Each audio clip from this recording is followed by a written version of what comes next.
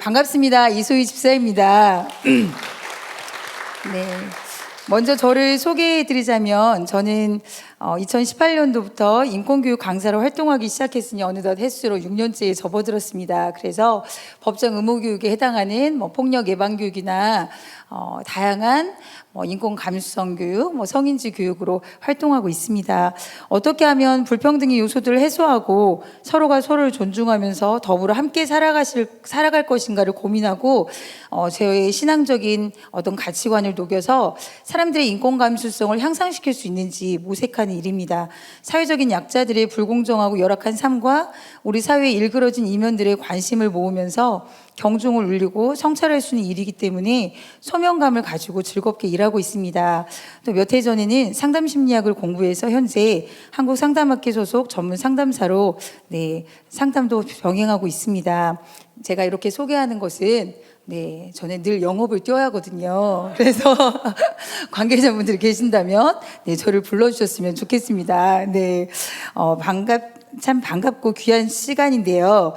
존경하는 어르신들과 신앙 선배님들 또 지금 저 강의 못하고 갈 뻔했거든요. 우리 민유가 1시간 전부터 이제 집에 가야 한다. 그래서 사실 제가 강의 그 시간 배분을 적은 메모지가 있는데 저희 아이가 본체를 찢어갔어요. 그래서 지금 아주 그 바닥에 이제 한계점 이르렀는데 이렇게 이제 민유 같은 또래들, 되게 어린 아이들, 청소년들, 여러분들 제가 뒤에서 보니까 너무 잘 들으시더라고요. 그래서 그러한 여러분들이 다 모인 이 자리에서 제가 아까 봉사님께서 말씀하신 것처럼 어려운 가정에 대해서 얘기하려고 하니까 사실은 어젯밤에 잠이 안 오더라고요. 그냥 제가 너무 가짜는 거예요. 내가 가서 무슨 얘기를 하지? 다들 너무너무 잘 하시고 선배님들이신데 이런 생각을 했는데 하나님께서 주신 마음이 저는 이소희 전문가잖아요. 제 인생의 전문가. 제가 누구보다 잘 알잖아요. 우리 여러분들도 다 본인의 삶의 역사가 있으시고 스토리가 있으신데 내가 내 역사에서 개입하신 하나님의 따뜻하신 섭리와 그 사랑을 이렇게 이 시간 동안 풀어내가는 거. 그래서 조금은 가정에서 여러 가지 어려움이 있는 가정이라든가 아니면 가정을 꾸릴 계획 아니면 우리 청소년들 이 사람에게 동기부여가 되는 시간이 되었으면 좋겠다 이런 마음으로 서게 되었습니다. 부목사님께서 이제 강의 부탁하려고 전화하셨을 때 제가 사실 말이 좀 빠르죠. 저한테 25분은 도입 부분 정도 되거든요. 제가 강의를 길게는 5시간을 해요. 기본이 2시간짜리. 근데 25분을 부탁받으니까 25분 동안 떠들다가 나가면 뭔 얘기했어? 이게 잘못될 수 있겠구나 이 생각에 너무 그게 사실 긴장이 되고 강의 준비가 너무 어려운 거예요. 그래서 차라리 그러면 말을 빨리 가동해서 할 얘기를 많이 하자 이랬는데 부목사님께서 전화 하셨어요. 그래서 이제 저는 이제 학생부 일 때문에 전화하신 줄 알았는데 목사님께서 이제 강의 부탁을 딱 얘기를 하시는 거예요. 그래서 제가 이제 첫 마디가 뭐였냐면 목사님 당황하셨을 거예요. 저희 가정은 상담이 필요한 가정입니다. 그랬더니 목사님께서 진짜 그 몇 초간의 그 침묵 당황하신 거예요. 잘못 추천이 된 것 같다. 그래서 목사님께서 잠깐 멈칫하시더니 역시 정말 배려가 깊으시더라고요. 뭐라고 하셨대요? 집사님 간증해 주세요 그러시더라고요. 그래서 간증하려고 섰습니다. 제가 하는 이야기들은 어차피 제 삶의 데이터에 기반한 것이기 때문에 어떤 부분들은 매우 주관적이고 미흡하고 또 어떤 분께서는 조금 수용하기 어려운 부분도 있을 것 같습니다. 부디 하나님께서 제 삶과 저희 가정을 통해 일하신 부분들이 잘 전달돼서 여러분께 조금이나마 신선한 암과 감동이 되기를 빌며 이야기를 본격적으로 열어갈까 합니다. 자, 그리스도의 가정하면 어떤 풍경일까요? 저희 가정이 행복하게 보였다니까 정말 감사하네요. 행복합니다.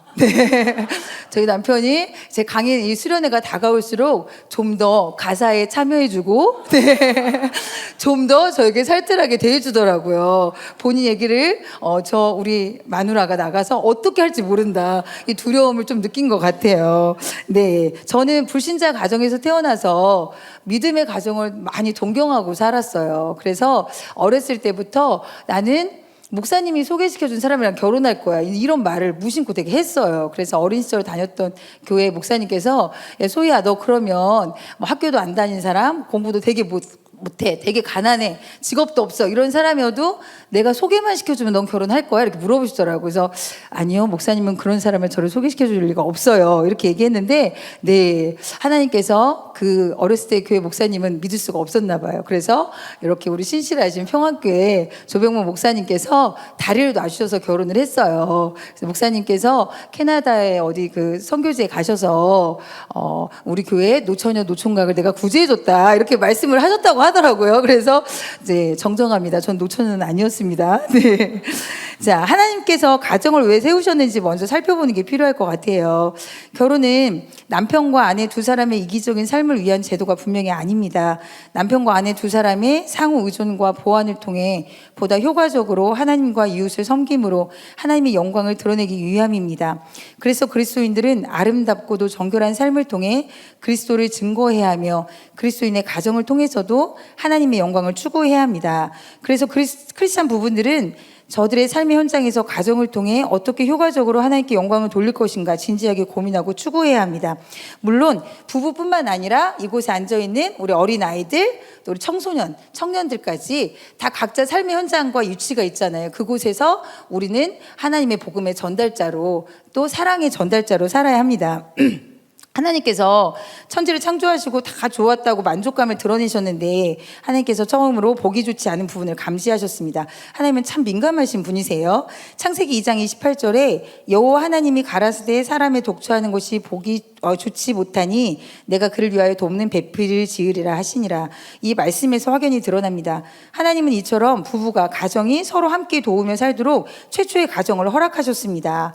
자, 서로 돕는 부부. 근데 하나님께서는 둘만 잘 살으라고 가정을 이루신 건 절대 아니신 거를 여러분 다 아실 거예요. 자, 그런데 이렇게 창조된 질서 속에서 아름다운 가정들이 있지만 사실 우리가 흔히 말하는 깨어진 가정들이 참 많습니다. 모두가 행복한 가정의 테두리 안에서 살 수 있다면 얼마나 좋을까요?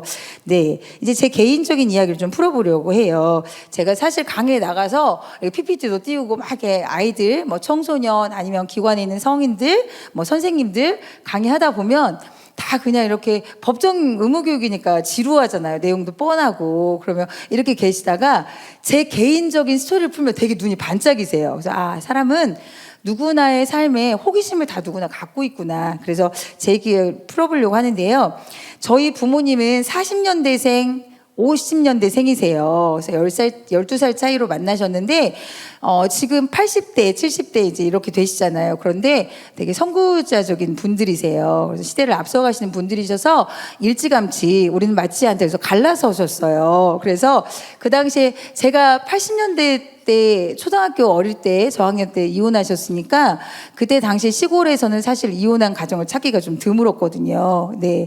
그런데 두 분 다 또 능력이 되게 좋으셨어요. 그래서 바로 또 재혼을 하셨어요. 그러니까 저는 타이틀이 두 개가 있는 거예요. 이혼 가정과 재혼 가정. 그래서 그때 당시에는 이런 표현을 좀 썼어요. 결손 가정. 그러니까 뭔가 부족한 가정.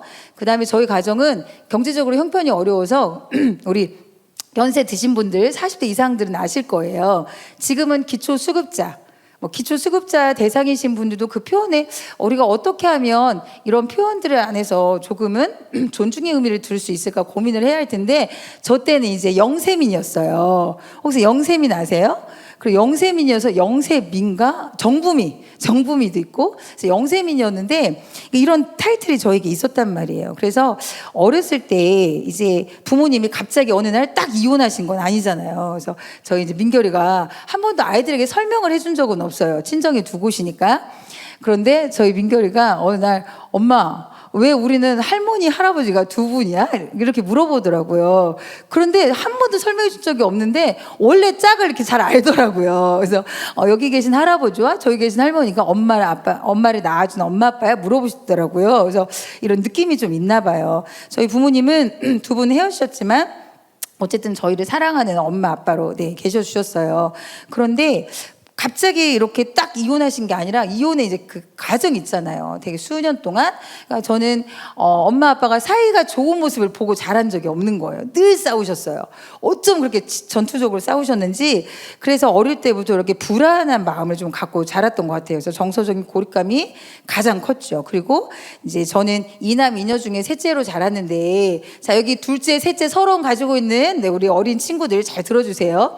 저희 이제 집에 옛날에 그 아들 남아 선호사상 시대에 저희 오빠가 태어났고, 둘째 이제 저희 언니가 태어났어요. 그러니까 저희 엄마 아빠는 아들도 있고 딸도 생긴 거죠. 그런데 저희 언니는 여러분들이 다 아시는 그 누군데, 어릴 때부터도 그렇게 째쟁이였다가 성격이 정말 명랑했어요. 그래서 되게 사랑스러웠어요. 그래서 칭찬도 되게 많이 받고 엄마 아빠 사랑도 되게 독차지했던 것 같아요. 그리고 이제 저는 밑에 이제 엄마가 아들 하나로는 안 된다, 둘을 낳고 싶다. 사이는 안 좋으셨는데 가족 계획을 이렇게 나름 세우셨더라고요. 그래서 넷째 이제 동생을 낳았어요, 남동생을. 그러니까 저는 애매하게 낀 아이죠. 그리고 어렸을 때 지금으로서는 상상할 수 없게 극내성적인 사람이었어요. 그래서 말이 거의 없었어요. 그래서 제가 어렸을 때도 말을 안 해가지고 지금 이렇게 많이 하는 것 같아요. 그런데 초등학교에 들어갔는데 초등학교 때 친구들이 제가 이렇게 입을 벌려서 대답을 선생님께 네 하면 다 와서 구경했어요. 이소희 말했어, 이소희 목소리 들렸어, 이 정도로. 그래서 초등학교 1, 2학년 때 학교 가서도 말을 한마디도 안 했던 아이였어요. 그리고 친구들과 어울리지도 않고 그냥 늘 겁이 많고 불안하고 이런 친구였어요.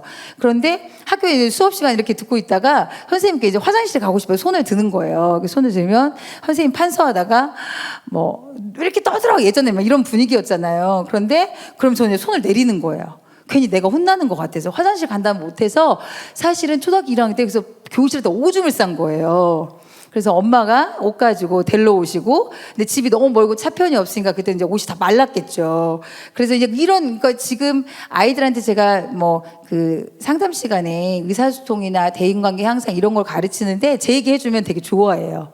그래서 저희가 진짜 그랬거든요. 그래서 앞에 나가서 막 발표 불안 있고 자기 표현 못하는 친구들이 되게 많잖아요. 근데 제가 그 사람이었어요. 그런데 그런 제가 이렇게 변하게 된 계기가 있었어요. 때는 바야흐로 제가 초등학교 3학년 때였는데 가을 운동회였습니다. 초등학교 3학년쯤에 부모님이 이혼을 하셨으니까 얼마나 마음이, 이 아이가 되게 힘들었겠어요. 표현도 잘 못하고. 근데 뭐라고 할까요? 그 어린 저를 누르는 게 뭐였냐면, 어떤 감정이었냐면, 어제 저녁에 전해주신 목사님 말씀대로 수치심이었어요. 되게 수치스러운 거예요. 엄마가 없는 거. 살짝 눈물이 나려고 하는데, 엄마가 없다는 거, 우리 엄마 아빠가 헤어질 수 있다는 거, 또는 헤어졌다는 거, 우리 집이 가난하다는 거, 내가 누군가에 나가서 말을 잘 못한다는 거, 이게 되게 수치스러운 거예요. 그런데 이제 운동이었어요. 근데 운동회 때 옛날에는 생각해 보시면 집에서 막 다 이렇게 와가지고 동네끼리 이렇게 깔아놓고 막 잔치처럼 막 음식 싸우잖아요. 그런데 저는 이제 아빠는 이제 객지에서 일하시니까 아빠도 안 계시고 엄마도 당연히 안 왔죠.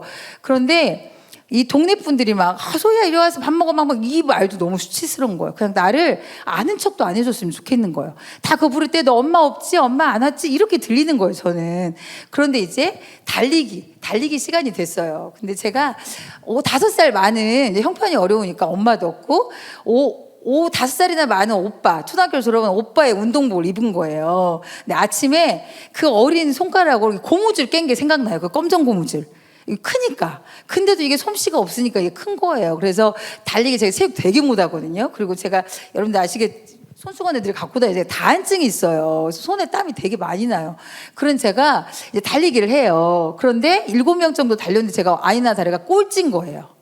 그런데 그날의 풍경이 지금 48이 되도록 잊혀지지 않은 제 인생에 완전 환영이 됐어요. 그래서 뛰는데 옛날에 운동장은 황토기잖아요. 그런데 이렇게 뛰는데 사람들이 막 응원을 하는데 그게 다 정말 다른 세계에 나 혼자만 딱 서 있는 것 같은 거예요. 뛰는 것 같은 거예요. 그런데 제가 철푸덕 넘어져요. 왜냐면 꼴찌거든. 이거 잡아야지, 운동도 못하지. 이제 넘어졌는데 딱 엎드렸어요. 근데 눈물이 계속 나는 거예요. 근데 일어나지를 않았어요. 그냥 이렇게 자포자기 이렇게 엎드려 있었어요. 울었어요. 그런데 누군가 어느 순간에 저를 번쩍 안더니 막 달리는 거예요. 그런데 이게 눈물을 막 이렇게 닦으면서 보니까 저희 담임 선생님이신 거예요. 저희 담임 선생님이 하얀색 선생님들 유니폼을 맞추셨어요. 제가 너무 잘 기억하죠.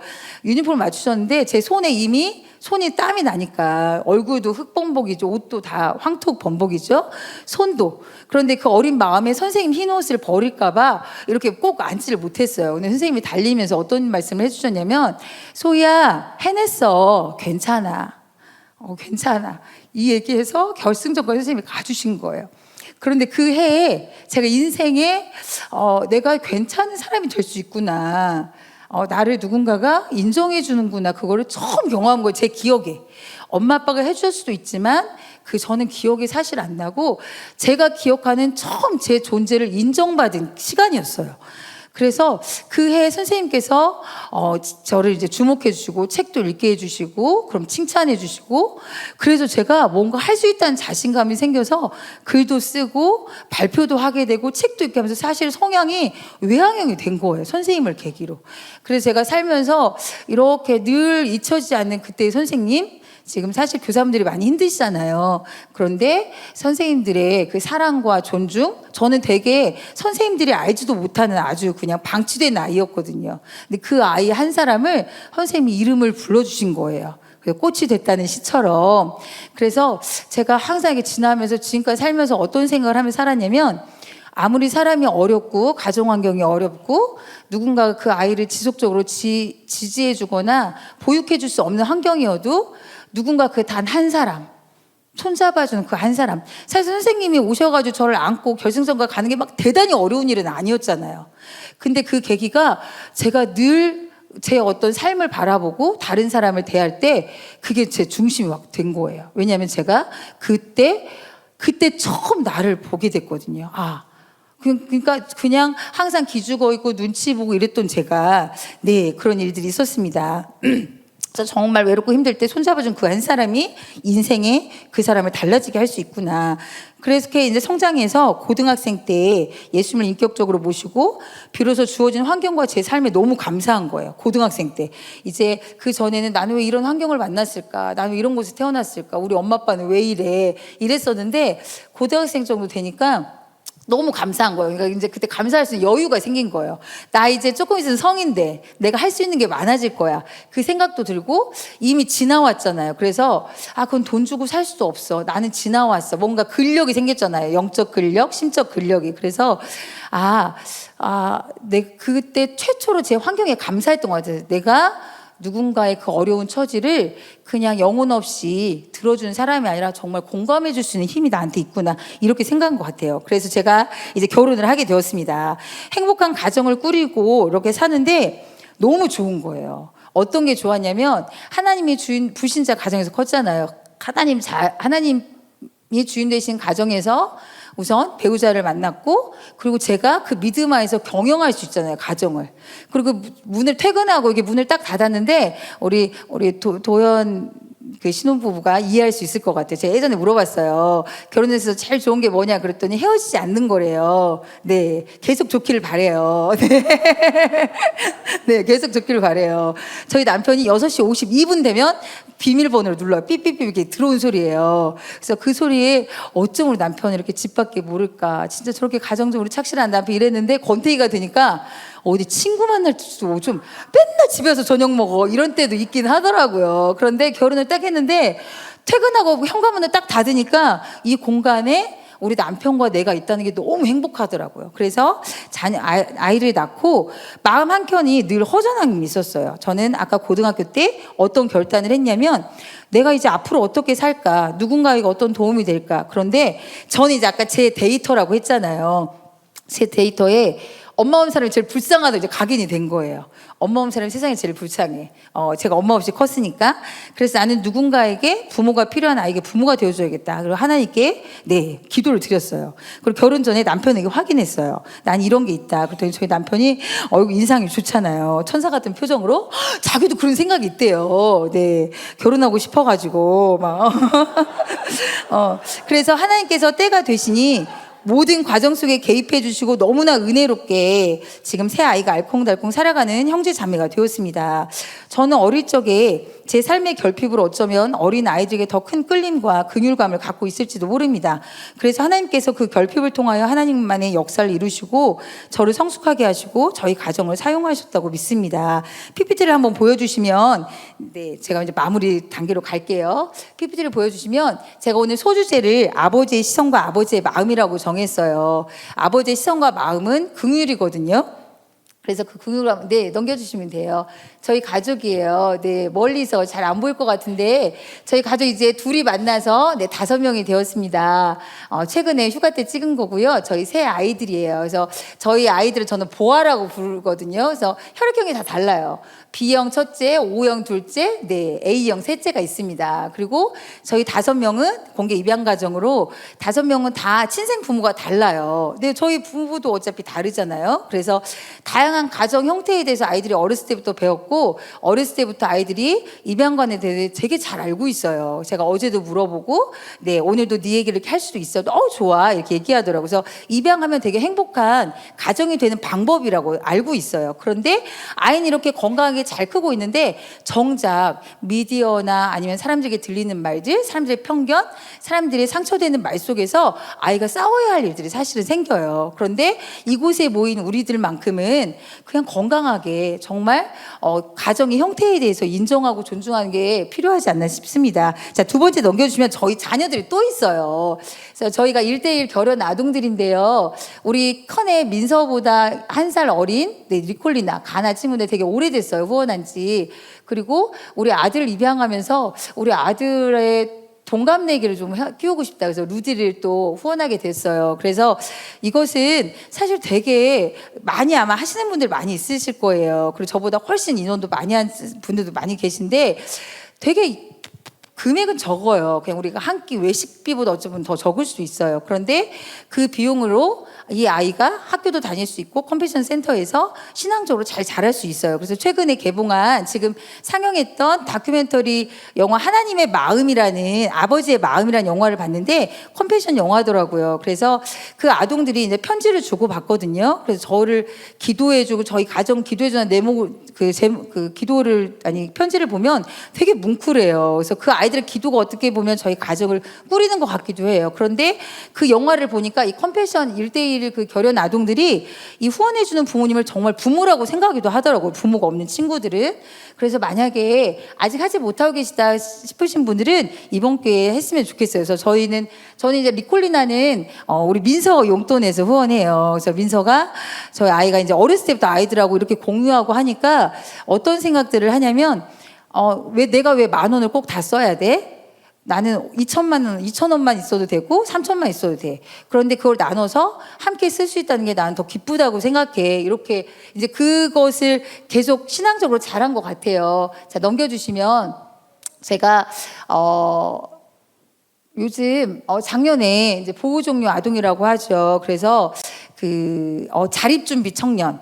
이 청년들에 대한 사실 비보가 많았어요. 그리고 자살률도 되게 높고 있고요. 근데 여러분들 만 18세가 되면 보호 대상 아동이라고 해요. 시설에서 자란 아이들을. 근데 이 아이들이 18세가 되면 겨우 자립금 500만 원 받고 사실은 퇴소를 해요. 그래서 작년에 법이 개정돼서 지금은 원하면 만 24세까지 보호를 해줘요. 근데 제가 강의를 나가는 곳이 보육원 그리고 뭐 후생원이라는 것도 있고요.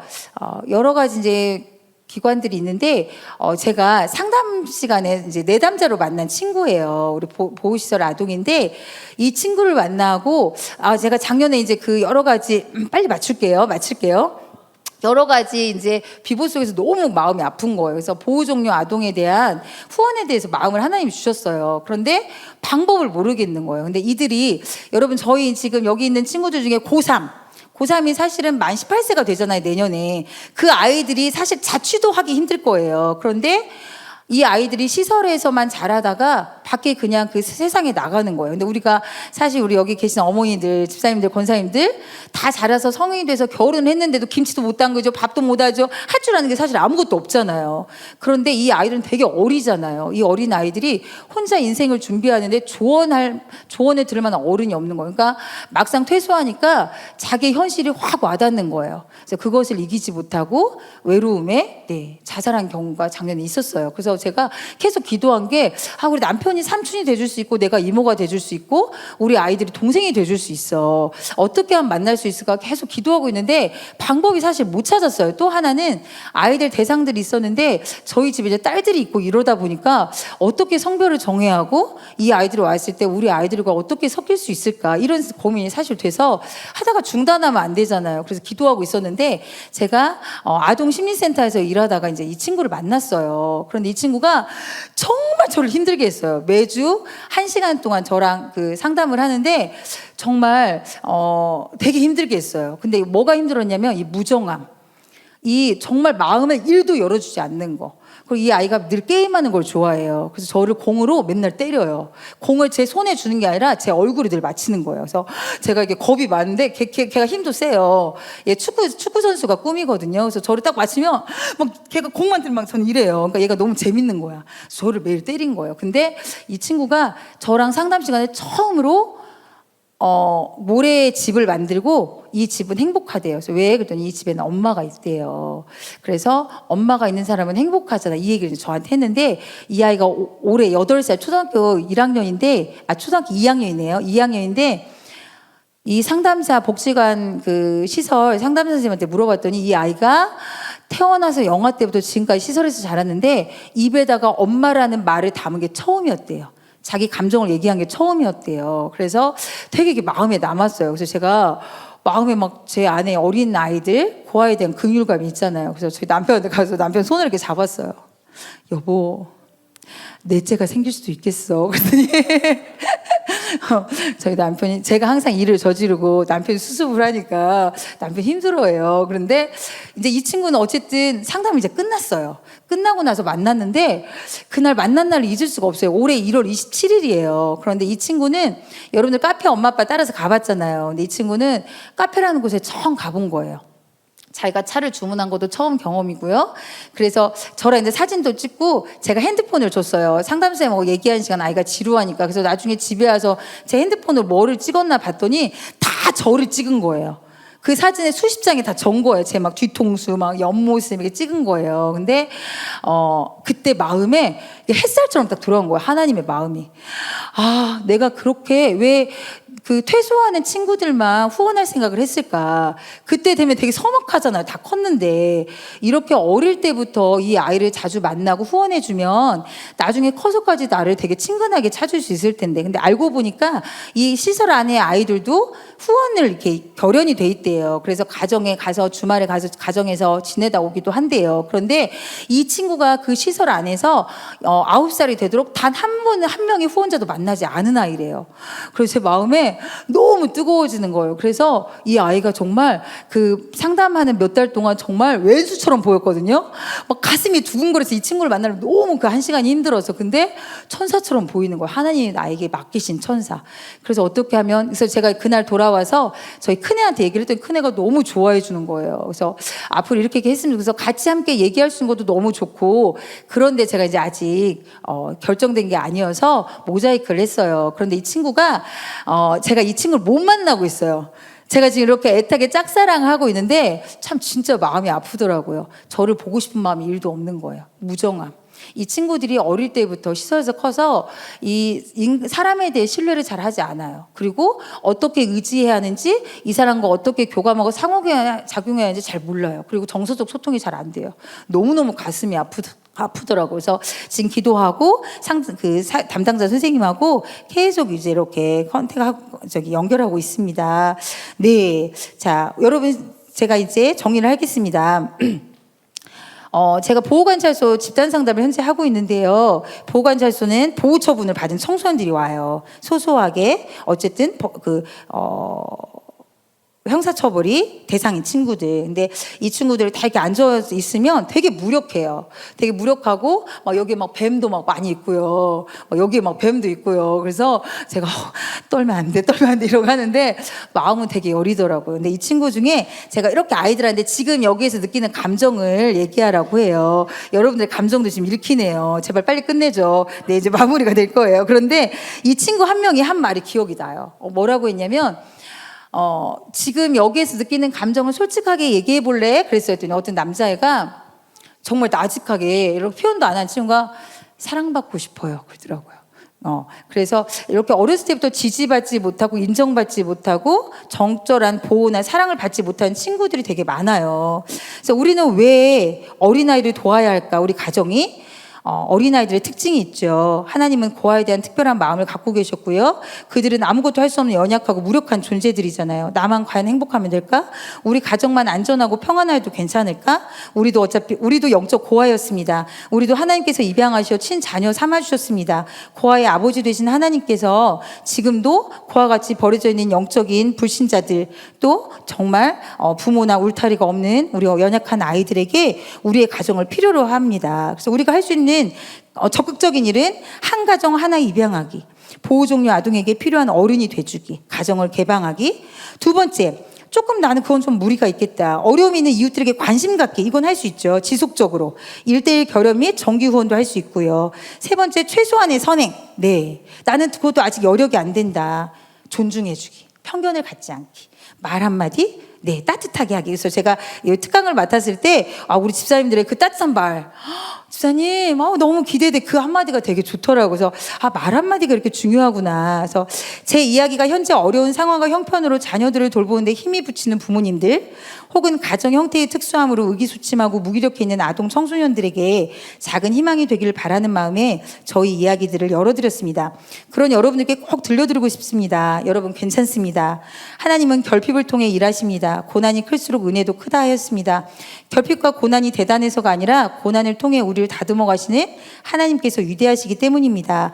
그리스도인의 가정은 세상에 창조적인 도움을 줄 수 있어야 합니다. 가정을 평안하게 꾸리고 이웃을 세심하게 살피고 도우며 선한 영향력을 끼치고 사회를 성경의 기준으로 주도하는 영적으로 살아있는 공동체를 이루어야 합니다.